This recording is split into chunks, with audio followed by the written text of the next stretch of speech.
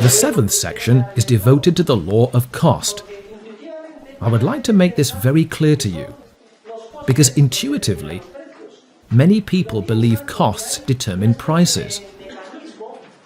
They believe it because there is a kind of pricing mechanism in stores, in the commercial world, that appears to support that theory. Imagine I own a shoe store, and I buy shoes wholesale from a distributor for 100 euros. Well, I add a margin of 50 and I sell them for 150. And everyone says, that's very reasonable. So, what is the conclusion? If shoe costs rise, prices will tend to rise. And therefore, costs appear to determine prices. Nothing could be further from the truth. It is completely false. And now, with a little critical thought, you will grasp this immediately.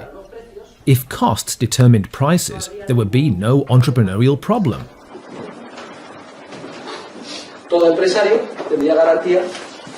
All entrepreneurs would have a guarantee that they could recover via prices any costs incurred.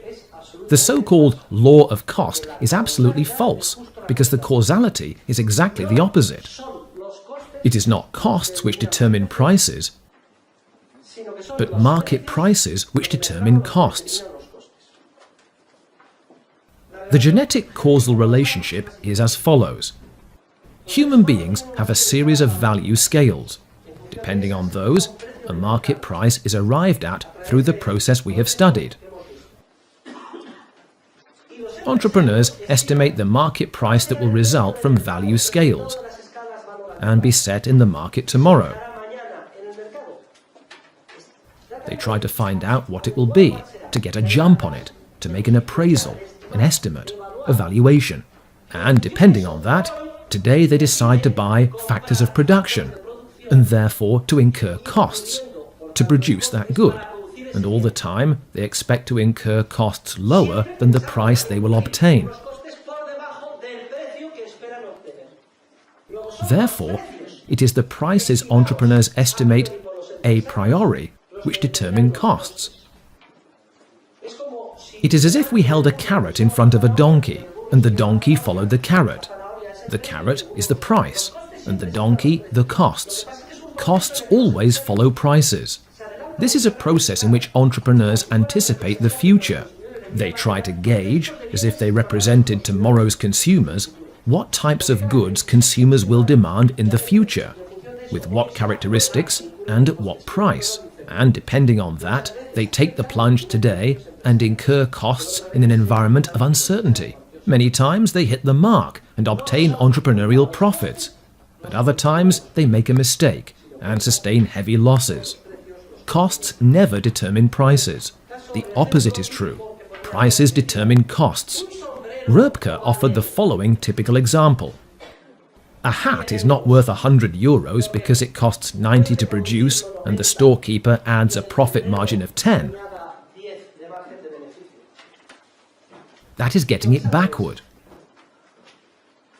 Instead, because the storekeeper believes he will be able to sell the hat for 100 monetary units, he is willing to incur costs of up to 90 to produce it. Take note, because in the future, many of you will be involved in the production of films.